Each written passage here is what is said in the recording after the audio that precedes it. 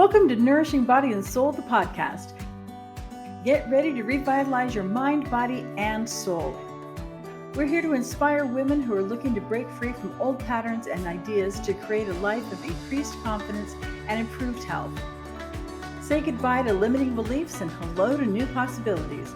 So kick back, get ready to have some fun, and let's dive in.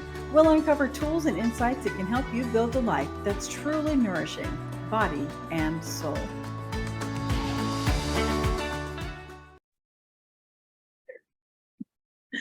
Hello, and welcome again to Nourishing Body and Soul, the podcast. I'm Tracy.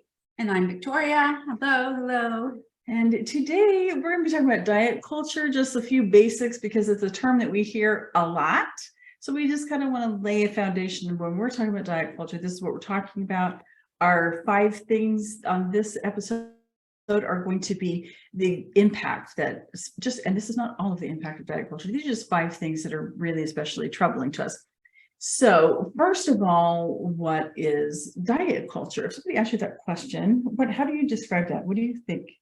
I think about all of the diets that all the women talk about being on, and men too. Men now more than they have before also have to worry about what their bodies look like. Yay, diet culture. Just the idea that we constantly need to be on a diet, that we constantly need to be working on our bodies to make them firmer, to make them higher, lifted, make them thinner and smaller and able to fit in size 0, or some horrific thing like that. Yeah. What to me, one of the best books that I have found is so eye-opening about this is More Than a Body by Lindsay and Lexi Kite. It's especially interesting to me because they're twins. And so you want to talk about somebody who has a person outside of themselves. They're identical twins. Person outside of themselves that looks like them.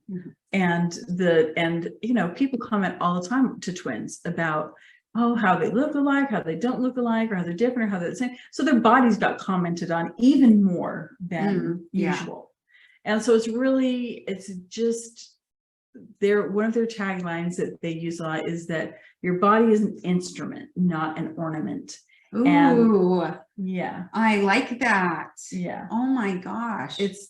My gosh, that just says so much. Honestly, I can completely relate with what that means. Yeah. Because so I'm naturally klutzy, but whatever. I was cleaning. Which doesn't usually happen. But anyway, I was cleaning the top of my wardrobe. Well, that kind of cleaning is what I'm saying. Doesn't usually happen. And I didn't know that my ceiling fan came so close to the top of my wardrobe. And so I was lifting up and the ceiling fan just whacked me right across my hand. And it hurt so bad. And I thought for sure it was broken. And it kind of knocked me about too. But I thought for sure it was broken because it hurt so bad and it immediately swelled up. You know how that happens. Yeah. So anyway, I had ice on it, whatever. The next morning, I waited till the next morning. It was up all night holding ice. And I was just thinking, I'm up all night holding ice because this happened at 2 a.m. She's nocturnal. I'm a nocturnal creature. like when the X-ray tech found out what time, he goes, "Oh, you must be one of those people that lies in bed and lays in bed and just wants to clean everything." I'm like, no, not at all. But anyway, whatever, it doesn't matter. The point was that I was up all night thinking of all the things my hand does. And I was grateful because I'm left-handed and this is my right hand. And just all the things my hand does and how it's going to suck if it's broken and if it's in a cast and just, basic things. Also, I was wearing clothes. This was such a miraculous thing. At 2 a.m, I was wearing clothes with a bra, so I didn't have to put any of that on. And I thought, oh my gosh, thank heavens, because I don't know how I would have put a bra on with not able to be moved. It turned out not to be broken. Was so exciting. They're just multiple bone contusions or whatever. So that was great. I went home and iced it for another day and a half, and it just made me think how fragile everything is and how grateful we should be to our bodies. Because I thought in one instant, I was cleaning away, feeling good about myself because I was cleaning something ridiculous. And the next instant, I couldn't use my hand. And I thought, if that thing had like hit me in the head, which it seems like something that could possibly do, I'm super klutzy. So, you just don't know. Everything's fine and everything's going along. And then, something happens. And so, yeah, your body is not some ornament like hanging around trying to look pretty. Your body actually works and functions. So those are not just like, that's not like a tagline exactly. That's a reality. Yes. I mean, even if we want our bodies to be an ornament, guess what? It still has to be an instrument. Yeah. Yes. I mean, yeah. Yeah. And so Unless we are in a cryogenic state in a soap opera, stuck there. I guess this is my cryogenic state face. I'll look for that in the future. Yeah, just in case. Just in case. Oh, you saw it here first. Anyway, this book, More Than a Body. Sorry. The title says, no, that's perfect. I'm so excited to read this book. Yes, I really you are. am. I And really reread it and reread it. It's a book that I read and reference a lot. You'll be hearing more about it. But if you want to really take a deeper dive into the impact of diet culture, this is your book. This is your book. So can't recommend that enough. So what does you ask me, what does diet culture then mean to you? Diet culture to me is really closely related to toxic beauty culture, which is like the things that you're talking about, the need to and the expectation of a certain kind of appearance, a certain kind of size, a certain kind of way to live. It tells us what to eat and when to eat, and it's really damaged our relationship with food along with our relationship with our body because of the expectations and because we've become just so dependent on, instead of we live in our body and we can listen to our body and we can trust it, but that diet culture has really just takes that trust away. So when I think about diet culture, I think about the women's magazines at the textile and the grocery store that so many of them have on the same cover: lose 15 pounds in 15 days and the best chocolate fudge cake you'll ever have. Because to me, it's just such a blatant representation of what diet culture is. Yeah. It's this, oh, you should be able to have it all, but you can't. I mean, you can make this beautiful chocolate cake, but if you eat any of it, you either should eat a very tiny bit of it and count every calorie of it, or not eat it, or just serve it to other people, or which drives us, many of us, to eat in secret. And so it's just, and we'll get into that. And to me, also diet culture, there's this conflation of weight with being synonymous with health and moral value. And that's just not true. Yeah. But it's something we believe, and it's something that's so pervasive that we just don't even think to question that. Well, I mean, I've heard, I worked with a lot of men. I had a lot of guy friends, still have a lot of guy friends. And a lot of my guy friends have asked me, how do I talk to my wife about her weight? And I'm like, you don't. I'm like, I want her to be healthy. And I said, no, when you want to talk about her weight, you want her to be skinny, like she was when you married her 20 years ago. And they're like, no, I just want her to be healthy. I want to encourage her to jog and to, get her body and lower her cholesterol. I just want her to be healthy. And I'm like, this is such a veiled. Yeah. You want her to be healthy? Let me see.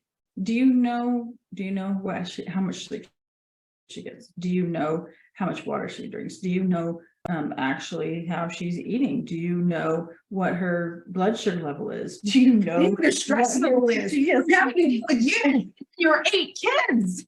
Like maybe she eats that chocolate cake in the closet. Maybe she needs to shut the pantry and just because you. Yeah. Sorry. I didn't be yelling. Like people had to turn down their volume. Sorry. I'm just saying, like some of these men, and they're my friends. Yeah. Some of these men really, they're really. I'm glad I'm not married to them. So it's just No But offense. If you it's ended up listening to this, any of you guys, no offense.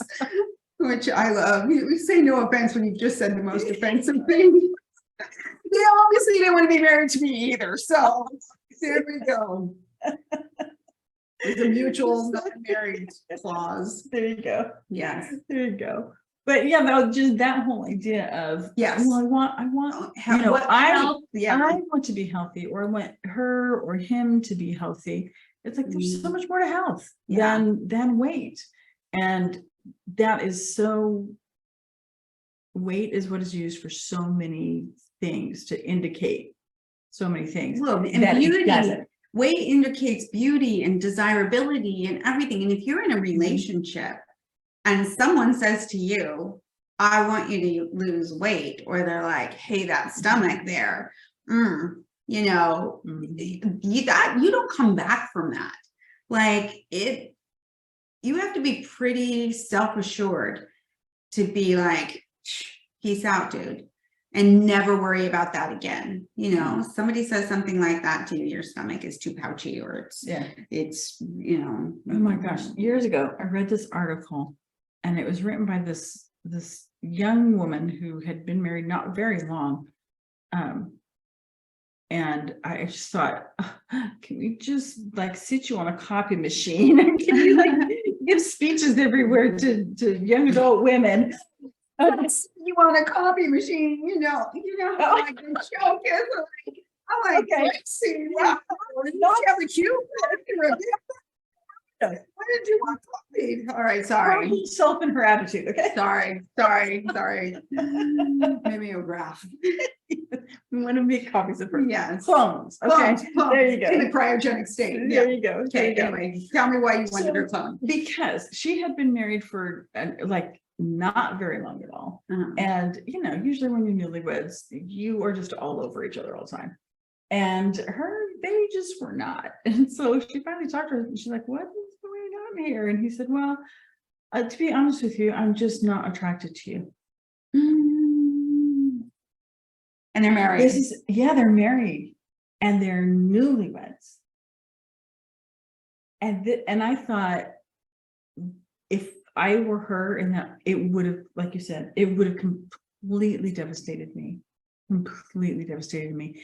And I thought, where is this article going? Because it's the title of the article. I can't remember what the title was, but it was like, it's not leading toward divorce. This like how I jumped the jerk, you know, it wasn't like that.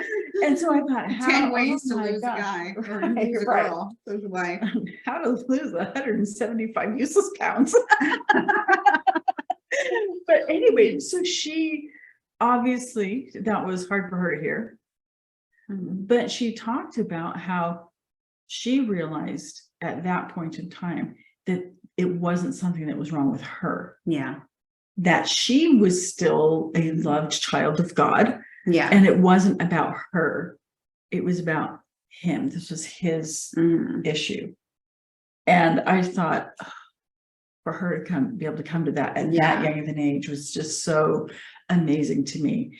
And that's the kind of thing that I want for everybody to be able to hear these kind of things that might not be that personal to you, but we hear these kind of things on a lower level throughout culture. Yeah. All the time. Yeah. All the time. And to be able to recognize that and go, that's not me, that's that, and keep it outside of us instead of letting it in. And to me, that's diet culture. Yeah. So talking about the conflation of health and weight, this is another really good book, Health at Every Size. And that just talks about some of the things that we've just been talking about, how the size is not what is the indication of health. So this is another good one if this is something that is really entangled in your mind and beliefs. Don't be surprised, because culture has taught you that. That's not something wrong with you and your fault. It's the world you've grown up in.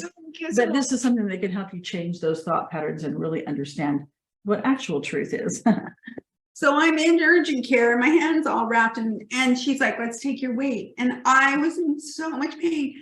But I was trying to think of like, I didn't have the like wherewithal Like a within capacity, me, yeah. but we had talked about one of our other podcasts about how you can say at the doctor's office, my weight hasn't changed, I'm fine, I don't need to, you know, Yeah. need to I be don't need to be weighed. weighed today. There's no need. But for that. I didn't have the wherewithal to say it. But I was like, what in the world does the weight have to do with my hand being nearly broken? Contusions. But yeah. Anyway, did I'm you say just- that, or you didn't have the wherewithal to say I that? didn't have the Oh, wherewithal to say it, but I wanted to, but I didn't. But so I'm just saying, like, health, it's so entwined Mhm. in your weight equals your health. Well, this doesn't have anything to do with my hand, but still, your weight Yeah. equals your health. So we're just gonna measure it. Yeah. It's an indication of who knows what.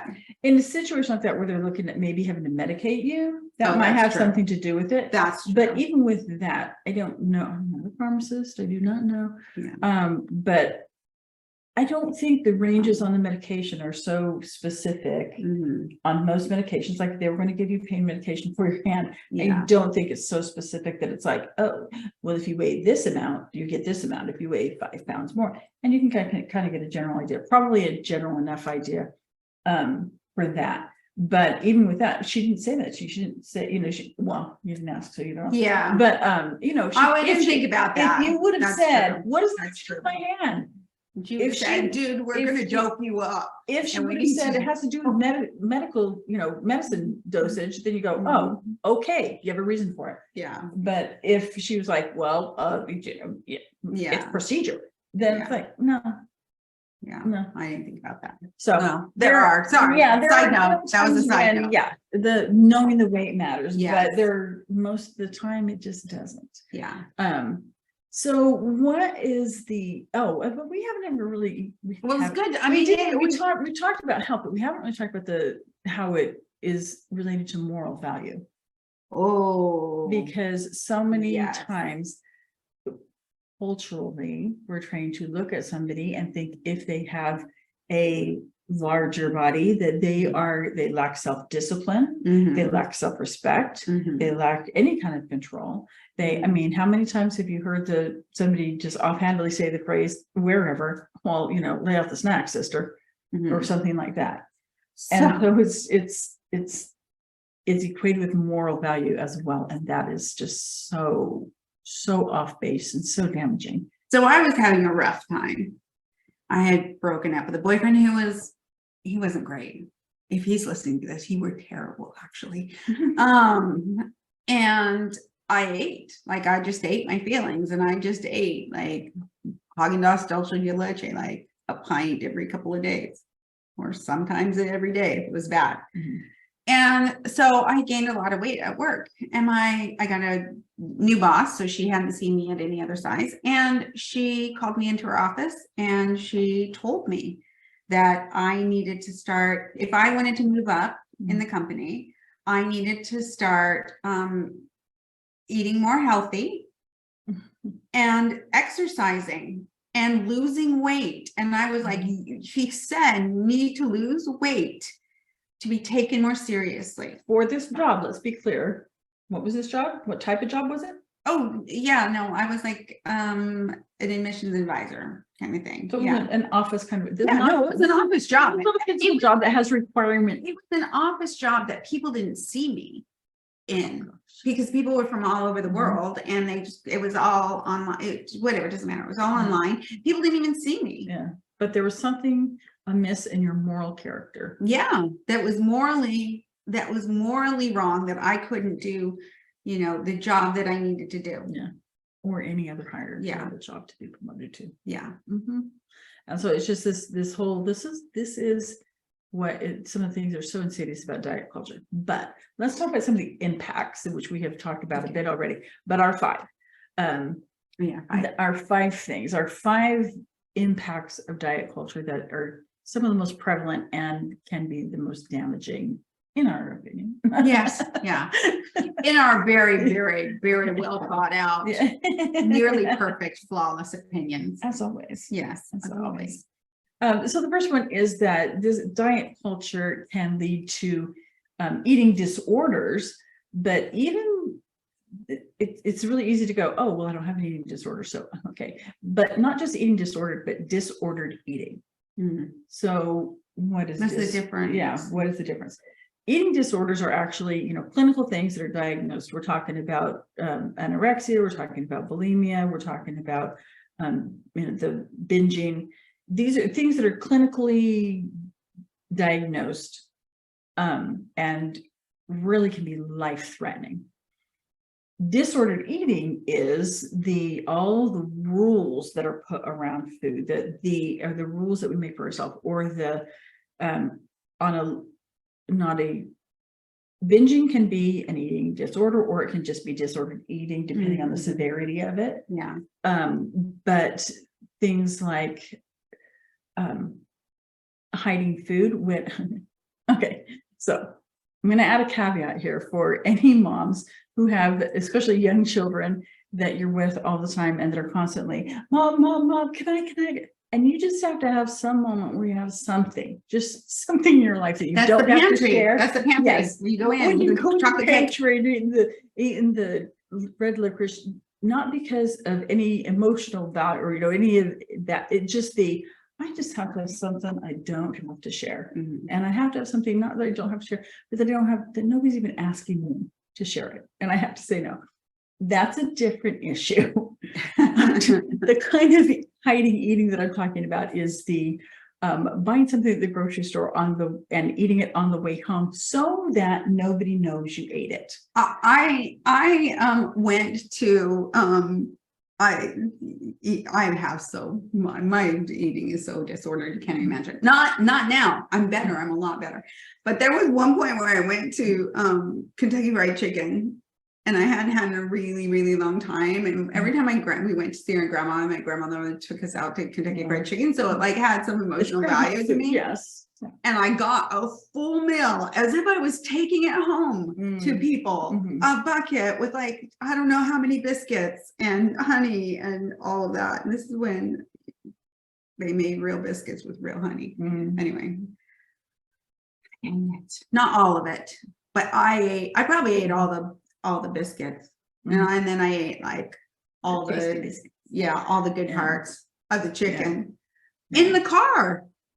So, and that's disordered. That is disorder. Well, it might be actually an eating disorder, but I would say, I mean, but it's the shame. I think part of it is the shame aspect.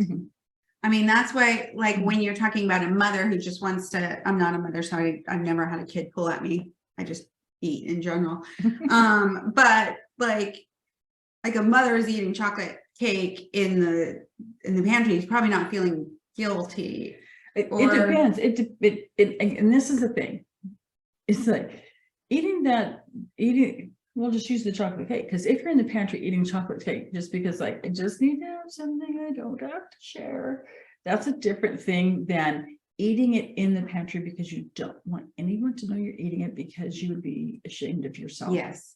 So food, if they found out that food is like designated like different shame values, right? So like donuts are a different shame value than chicken, or, you know, like they all have like different, everybody's I'm sure are different, like French fries might be a bigger shame value or whatever, but food is actually assigned shame values.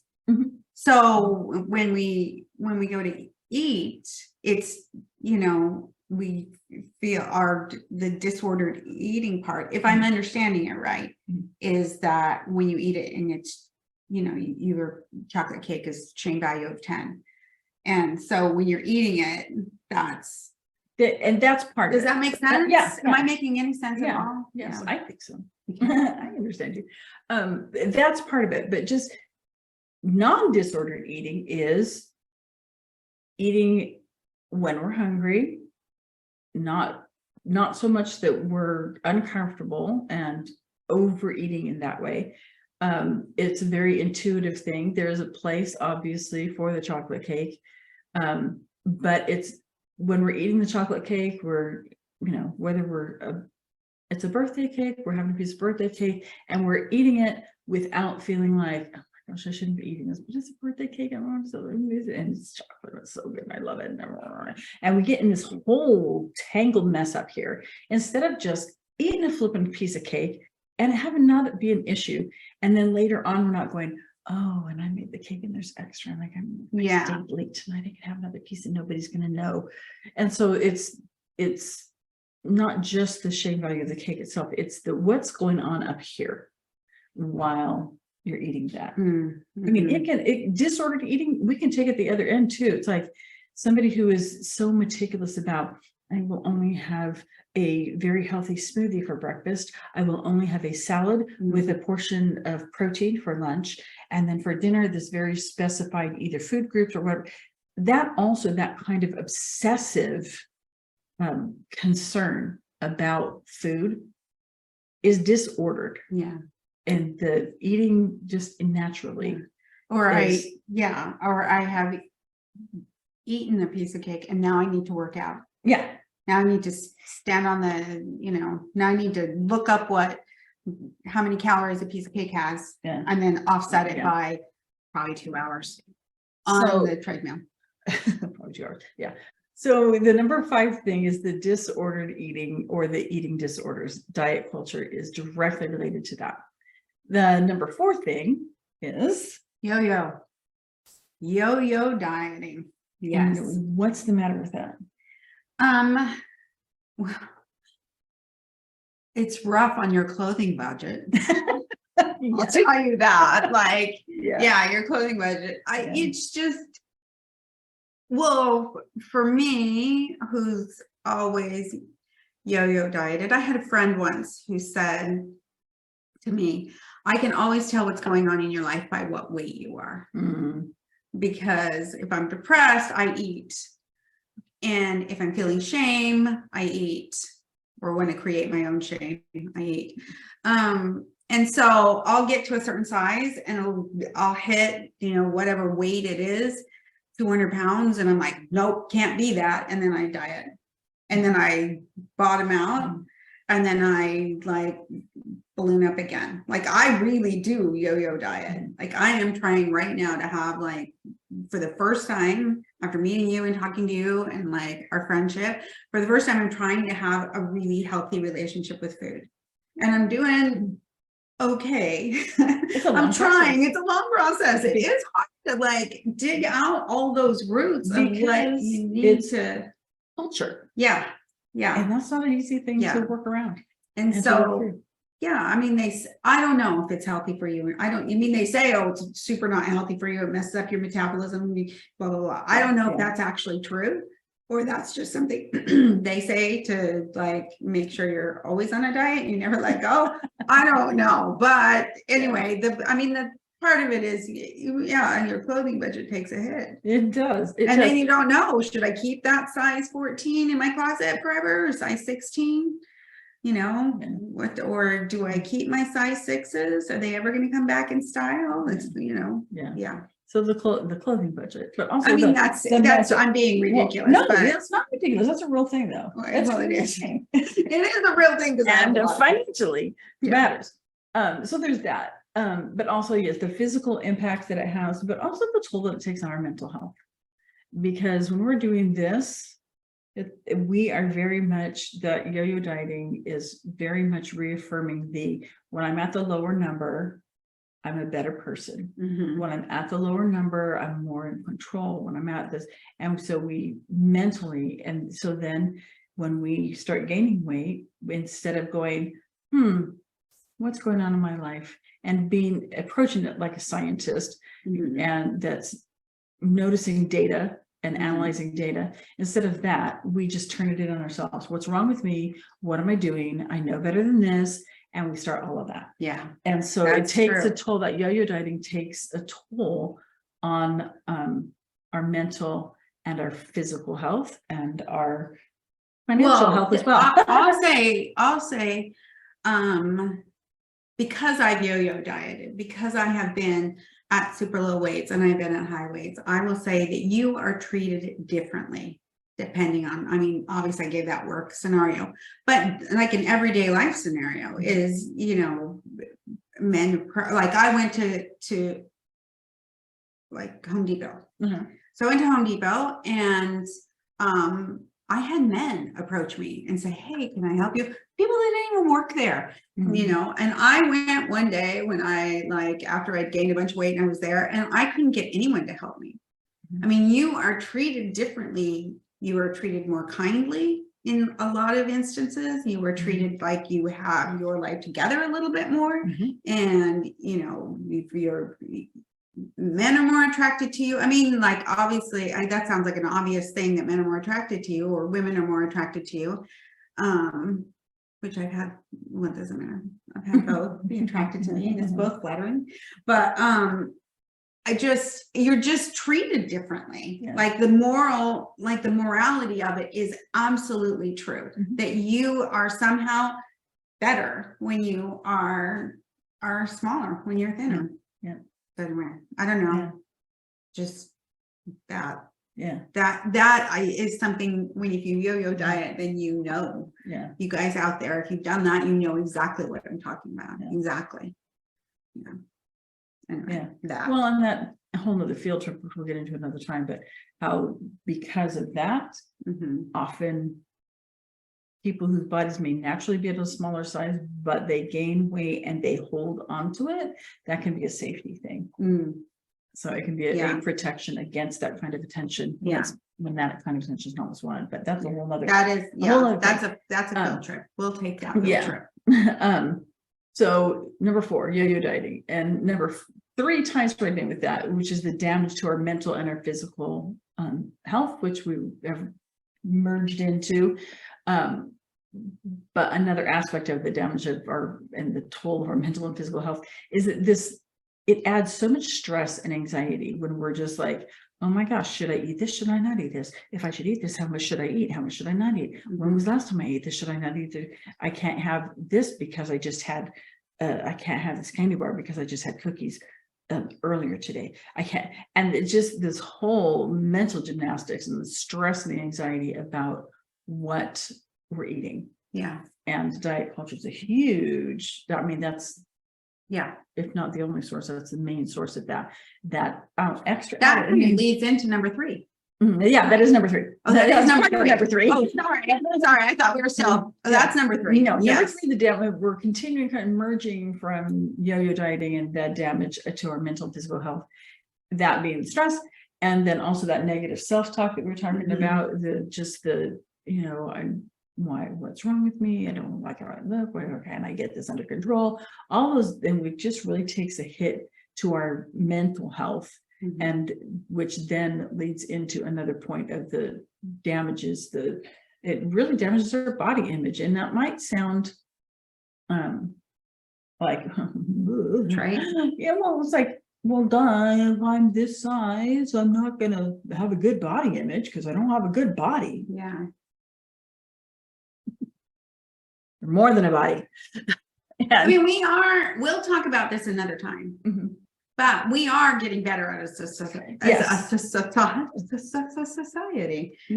are. Sorry. I was trying to say something good about society and it made it very hard come out. Yeah. Yeah, we are. I mean, we are getting better. Yeah. We'll talk about this another time. Yes. We are getting better. Yeah. Yes. Yes. But the culture. Not all gloom and doom. Right.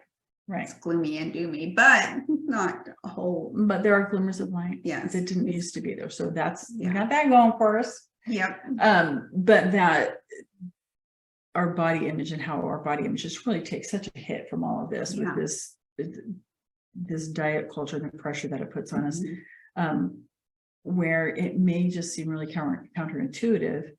I will say openly, I'm at the largest size I've ever been. And I have never had a better body image than I do now, ever. Well, you're beautiful. But not culturally. No, you're culturally beautiful. So you're getting culturally beautiful.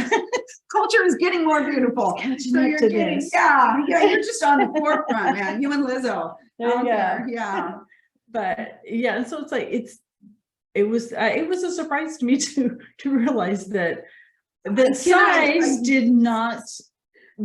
body image was not dependent on size. That was news to me. I'm bringing up Lizzo, that brings me to a point. We're talking about, a lot of times we are talking about white America society.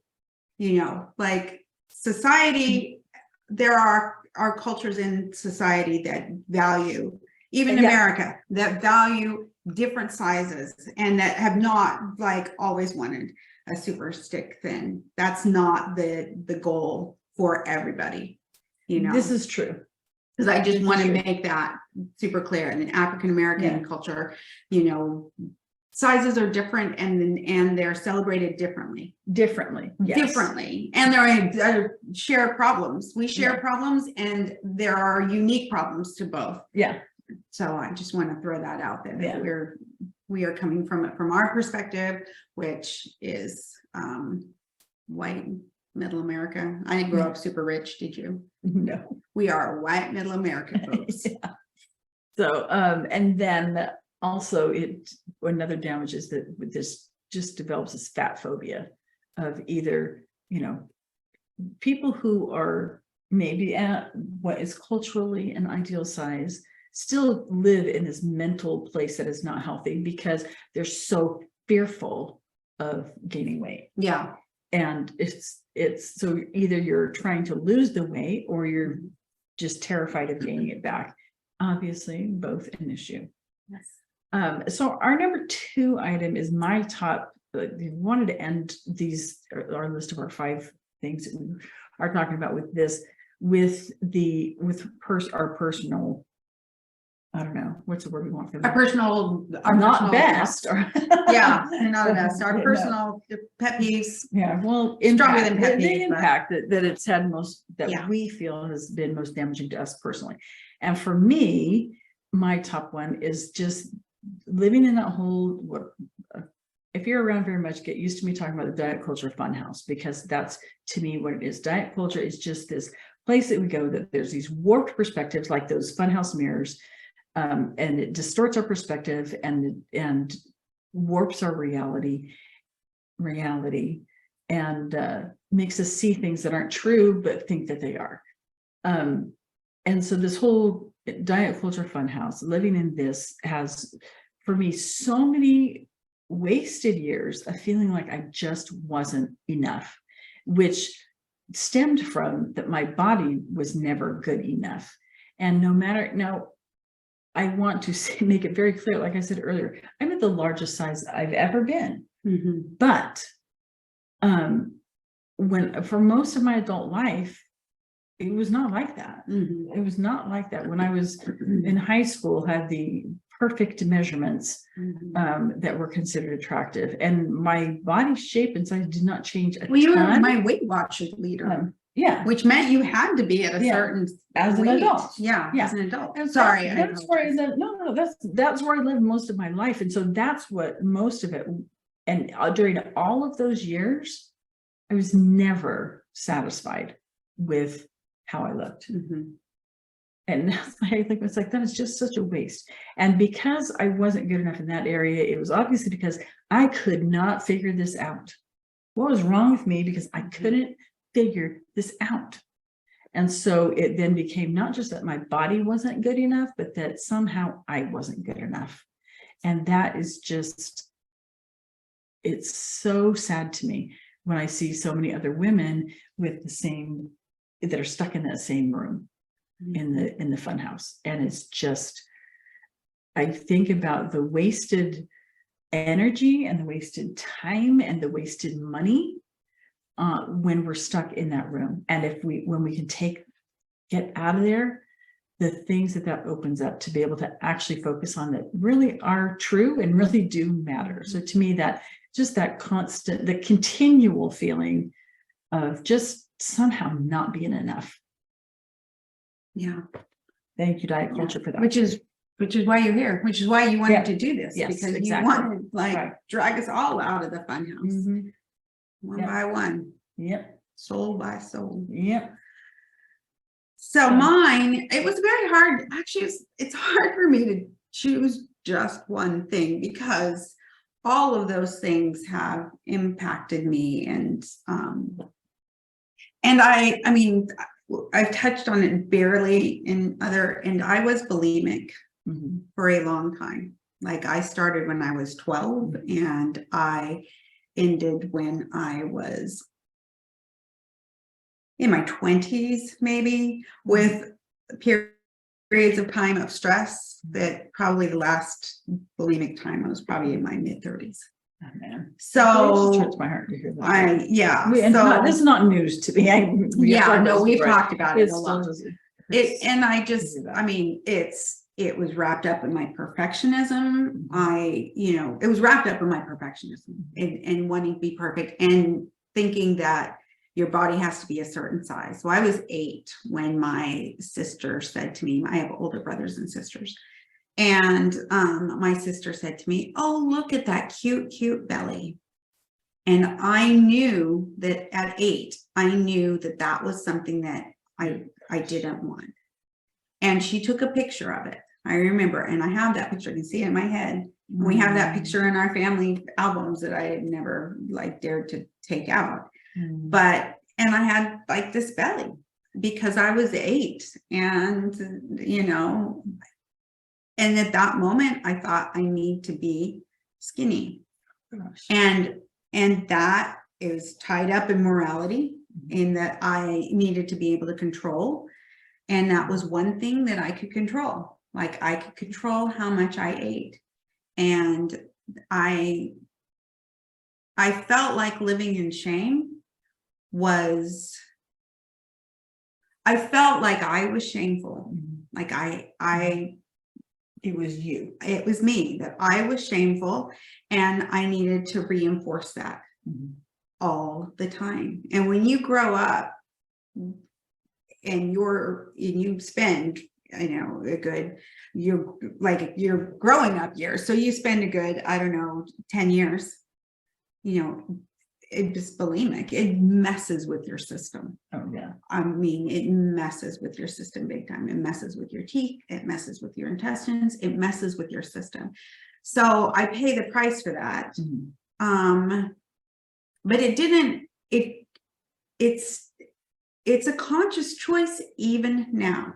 If I eat a ton of food, if I binge, it is a conscious choice where I say I'm not going to purge. And that will be for the rest of my life.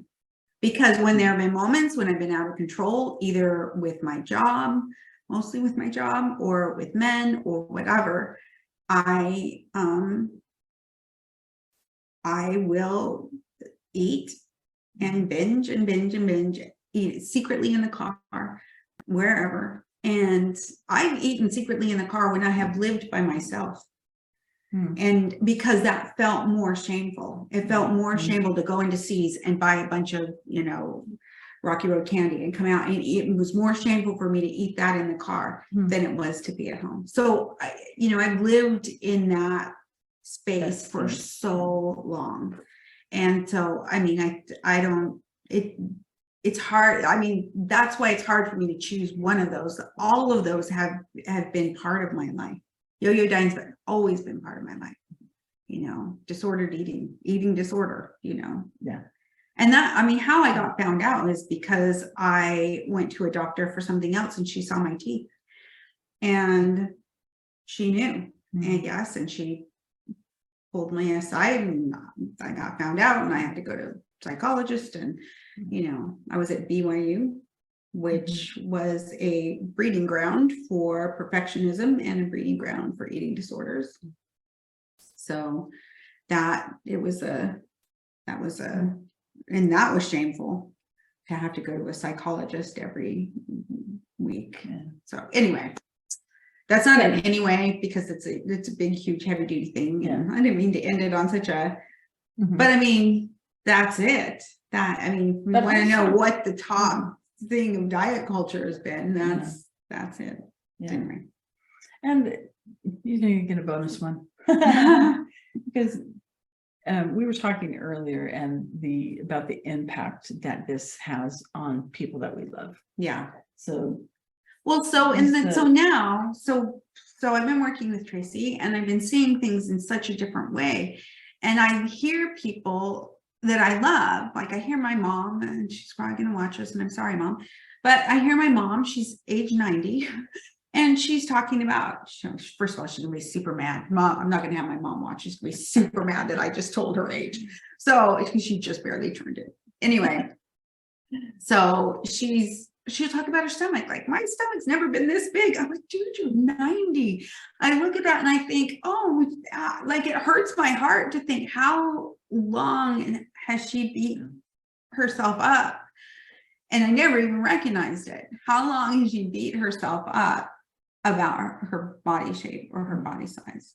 And can we say her mother is a very athletic person? Oh yeah, and yeah, my mom's super athlete. I mean, if you looked at her mom, you wouldn't go, oh no, look at her. Yeah, body. she just wouldn't. She started to be a personal trainer when she was 79. That's yeah. And so, and I think she was a personal trainer. She was 86 or something like that. Yeah, like personal trainer for real. So yeah, and yeah. For her to be worried about her body, it's painful. And I see the people that I love who are like, who are beautiful, beautiful women who are concerned because they are not the perfect size 6 or 0 or whatever. Beautiful women. And as I'm getting older, everyone's getting older, right? And so their bodies are changing.